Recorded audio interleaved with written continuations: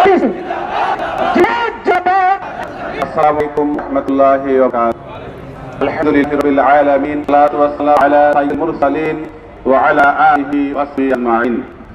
জামাত ইসলামী ঢাকা 19 কর্তৃক আজকের এই জনসভার সম্মানিত সভাপতি বাংলাদেশ জামাত ইসলামী ঢাকা জেলা পরিষদের সদস্য জনাব শহীদুল ইসলাম উপস্থিত।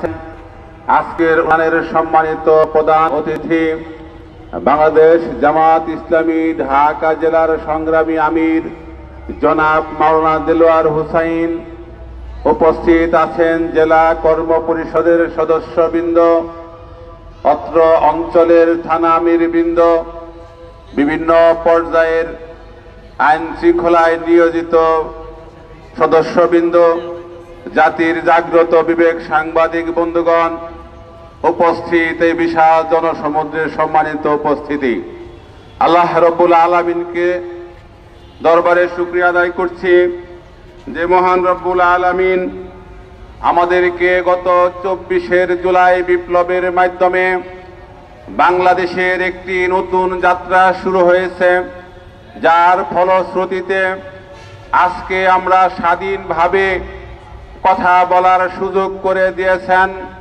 স্বাধীনভাবে চলাফেরা করার সুযোগ করে দিয়েছেন। 24 সেই ছাত্র আন্দোলনে যারা শহীদ হয়েছেন, যারা আহত হয়েছেন, তাদেরকে তাদের সমবেদনা জ্ঞাপন করেই আমি সংক্ষিপ্তভাবে কয়েকটি কথা বলে আমি আমার কথা শেষ করব। সম্মানিত ভাইরা, আল্লাহ রাব্বুল আলামিন কালামে হাকিমে বলেছেন, বিসমিল্লাহির রহমানির রহিম, ইন্নাল্লাযীনা ইম্মাক্কান্নাহুম ফিল আরদ আকামুস সালাতা ওয়া আতুজ যাকাতা ওয়া আমরু বিল মা'রুফি ওয়া নাহয়ু আনিল মুনকার। আমি যদি কোনো ভূখণ্ডে ইসলামকে বিজয় শক্তি হিসাবে প্রতিষ্ঠিত করি, তাহলে ওই ভূখণ্ডের ইসলামী শক্তি, ইসলামী শাসন 4 দফা কাজ করবে।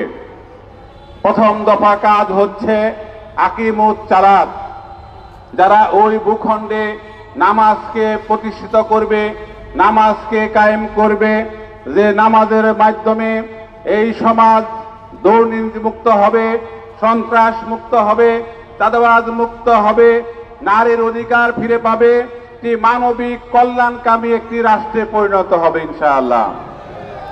দ্বিতীয় দফা হচ্ছে তারা যাকাত ভিত্তিক অর্থনীতি চালু করবে।